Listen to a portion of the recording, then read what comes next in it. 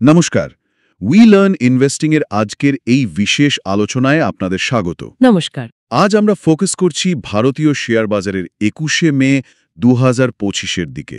মানে একটা বেশ ইন্টারেস্টিং দিন ছিল। একদম ৩ দিন টানা পড়ার পর মার্কেট যেভাবে ঘুরে দাঁড়ালো তার কারণগুলো দেখব আমরা। হাতে বেশ কিছু রিপোর্ট, ডেটা আছে। ঠিক, বিশেষ করে দিনের মধ্যে যে এতটা ওঠানামা, তারপর শেষ পর্যন্ত ওপরে বন্ধ হওয়া, এটাই আজকের আলোচনার মূল বিষয়।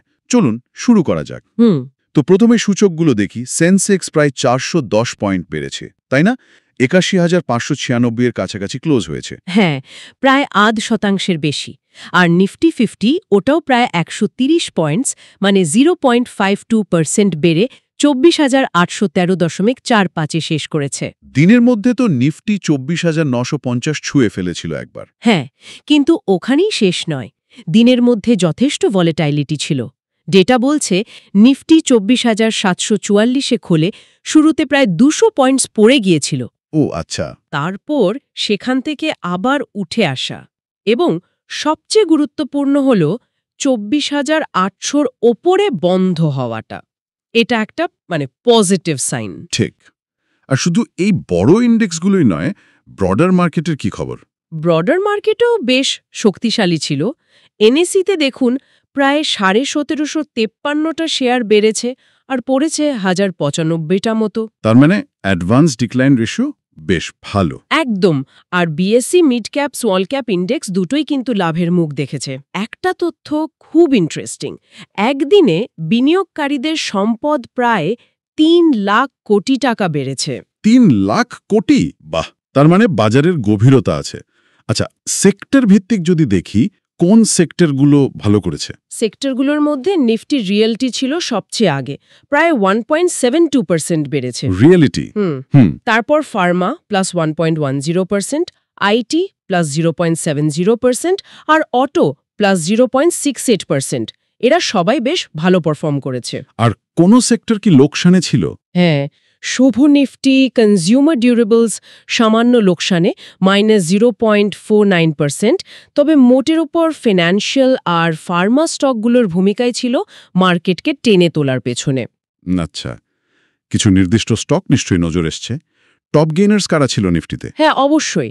টপ গেইনার্সদের মধ্যে ভারত ইলেকট্রনিক্স মানে BEL, Cipla, Tata steel, Bajaj finserv আর এইচডিএফসি লাইফ ছিল।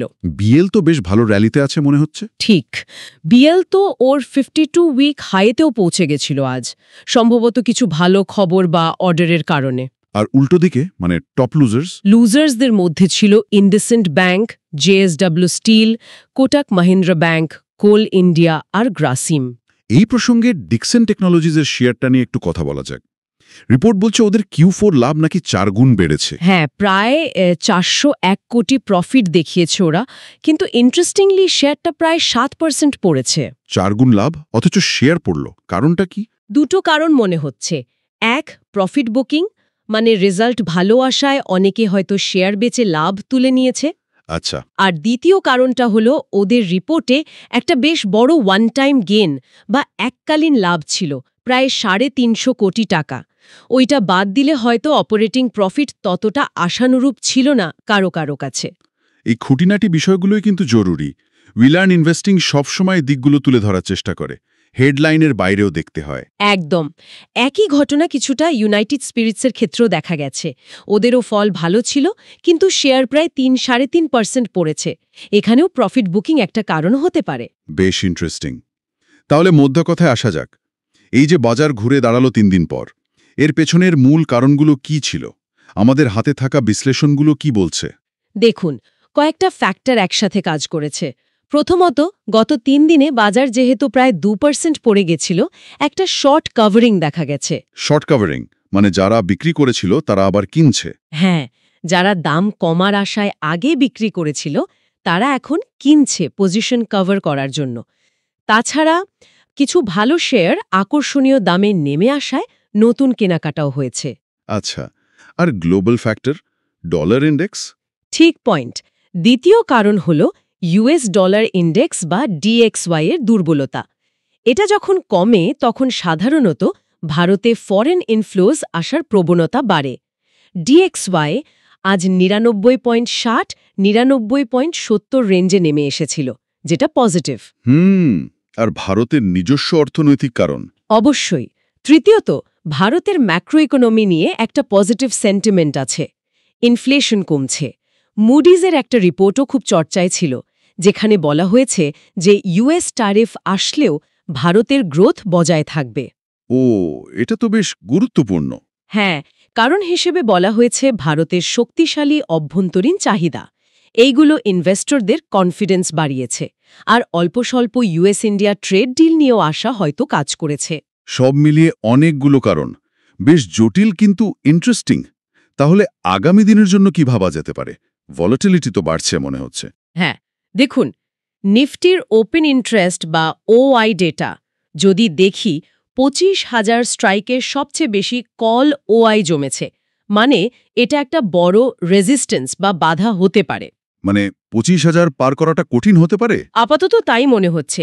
আর নিচের দিকে ২৪,৮০০ স্ট্রাইকে সর্বোচ্চ পুট ওআই আছে, যেটা সাপোর্ট হিসেবে কাজ করতে পারে। আচ্ছা, আর ইন্ডিয়া ভিআইএক্স, ওটা তো ভলাটিলিটি ইন্ডেক্স। হ্যাঁ, ইন্ডিয়া ভিক্স আজ প্রায় 2.53% বেড়েছে। তার মানে বাজারে অস্থিরতা বা ভলাটিলিটি আরও বাড়তে পারে, এই ইঙ্গিত দিচ্ছে। তাই একটু সতর্কতা জরুরি। একদম। আজকের এই আলোচনা থেকে এটা পরিষ্কার যে বাজারের মুভমেন্ট বুঝতে হলে শুধু সারফেস লেভেল দেখলে চলবে না, একটু গভীরে যেতে হবে। ঠিক। আজকের মূল প্রশ্ন বা ভাবনার বিষয় হয়তো এটাই হতে পারে, এই যে অস্থিরতা বা ভলাটিলিটি, এর মধ্যে দাঁড়িয়ে একজন বিনিয়োগকারী স্বল্পমেয়াদী ঝুঁকি আর দীর্ঘমেয়াদী সুযোগের মধ্যে ব্যালেন্স করবেন কিভাবে। এটা একটা জরুরি প্রশ্ন। আজকের মতো এখানেই শেষ করছি। আমাদের সাথে এই বিশ্লেষণে থাকার জন্য অসংখ্য ধন্যবাদ।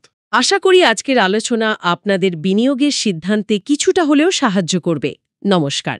পরবর্তী পর্বে আবার নতুন কোনো বিষয় নিয়ে হাজির হব, শুধুমাত্র উই লার্ন ইনভেস্টিংয়ে। নমস্কার।